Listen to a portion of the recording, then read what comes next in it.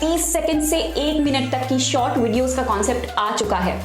YouTube पर इसे shorts कहते हैं, फेसबुक और इंस्टाग्राम पर इसे रील्स कहते हैं। ये वीडियोस बहुत ही इंटरेस्टिंग लगते हैं और लोग इन वीडियोस को देखते हुए घंटों बिता देते हैं। ये शॉर्ट वीडियोस इन प्लेटफॉर्म्स पर 1-2 साल से इंट्रोड्यूस हुई हैं। ये कॉन्सेप्ट कहां से आया और क्यों सारी कंपनीज इस कॉन्सेप्ट को अपनी ऐप में शामिल करने लगी हैं?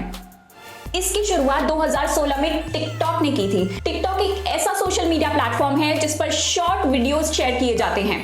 ये वीडियोस इतने पॉपुलर हुए कि 5 साल में टिकटॉक ने most of the social media market capture कर लिया। इनकी डिमांड की वजह से टिकटॉक के कॉम्पिटिटर्स यूट्यूब, फेसबुक, इंस्टाग्राम, इन्होंने भी शॉर्ट वीडियोस इंट्रोड्यूस किए। टिकटॉक की ग्रोथ एक्सपोनेंशियल रही है, यानी एक शॉर्ट टाइम पीरियड में टिकटॉक ने बहुत तेजी से ग्रो किया है। इसके रेवेन्यूज हर साल 2 गुने से भी ज्यादा बढ़ रहे हैं। टिकटॉक इतना फेमस कैसे हुआ, उसके पीछे का रीजन क्या है? टिकटॉक का इंटरफेस बहुत ही सिंपल है। आप लॉगिन किए बिना भी एंडलेस वीडियोस देख सकते हैं। टिकटॉक की एल्गोरिदम में बहुत कम लिमिटेशंस हैं, जिसके चलते यूजर्स इजीली वीडियो बना सकते हैं और फेमस भी हो सकते हैं। टिकटॉक का एक यूनिक पॉइंट ये भी है कि वो अपने व्यूअर्स को काफी डाइवर्स वीडियोस दिखाता है। वो वीडियोस व्यू काउंट या प्रीवियस सक्सेस पे डिपेंड नहीं करती, जिसकी वजह से टिकटॉक पर ग्रो करना बहुत इजी है। टिकटॉक का फोकस हमेशा क्रिएटर्स पर रहा है और क्योंकि इस ऐप में क्रिएटर्स को फेमस करने का बहुत ज्यादा पोटेंशियल है, तो क्रिएटर्स टिकटॉक से लॉयल भी रहते हैं। तो टिकटॉक की शुरुआत कहां से हुई और कैसे उन्होंने पूरा सोशल मीडिया मार्केट कैप्चर किया? टिकटॉक की सक्सेस को समझने के लिए हमें एक और कंपनी की ग्रोथ को समझना पड़ेगा और वो कंपनी है म्यूजिकली। म्यूजिकली भी एक चाइनीज ओरिजिन की ऐप थी जो कि म्यूजिक लिप सिंकिंग के लिए यूज होती थी। हालांकि ये ऐप चाइना और अमेरिका दोनों जगह लॉन्च की गई थी, पर इसके most of the users American youth ही थे। टिकटॉक के फाउंडर का नाम है जान येमिंग, जो कि काफी सारे सक्सेसफुल इंटरनेट प्रोग्राम्स के पीछे हैं। येमिंग ने 2012 में बाइट डांस नाम की कंपनी सेटअप की थी। बाइट डांस ने 2016 में टिकटॉक को चाइना में लॉन्च किया था डोइन नाम से। डोइन ऐप म्यूजिकली की तरह ही थी।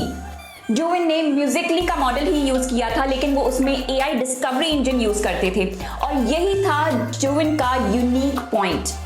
अगले साल यानी 2017 में डोइन की एक ट्विन ऐप को चाइना के बाहर लॉन्च किया गया। ये ऐप देखने में बिल्कुल डोइन जैसी थी, इसकी एल्गोरिदम भी सेम थी, बस इसका कंटेंट थोड़ा सेपरेट था। इस ऐप को एक कैची सा नाम दिया गया, दैट्स राइट, टिकटॉक। ये ऐप इंटरनेशनल मार्केट में कुछ खास नोटिस नहीं की जा रही थी।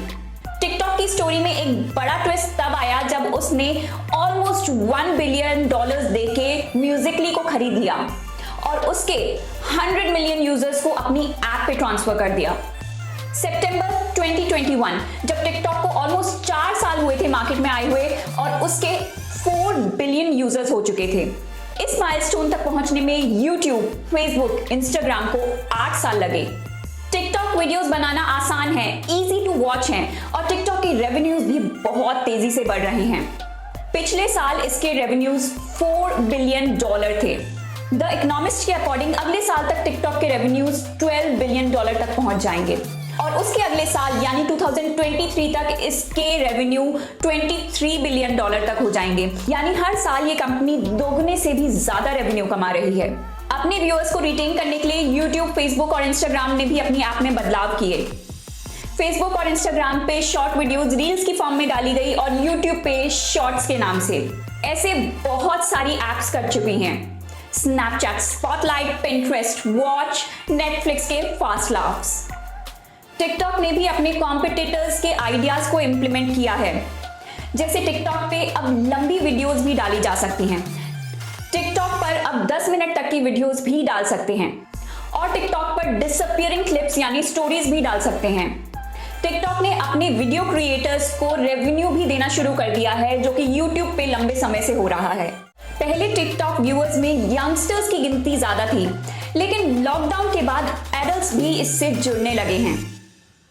काफी लोगों ने टिकटॉक की आलोचना भी की है। इंडिया में ये ऐप बैन है और यूएस में भी ट्रंप ने ये ऐप बैन करने की कोशिश की थी। हालांकि यूएस में ये ऐप अब भी चल रही है। इंडिया में इस ऐप को सिक्योरिटी रीजंस की वजह से बैन किया गया।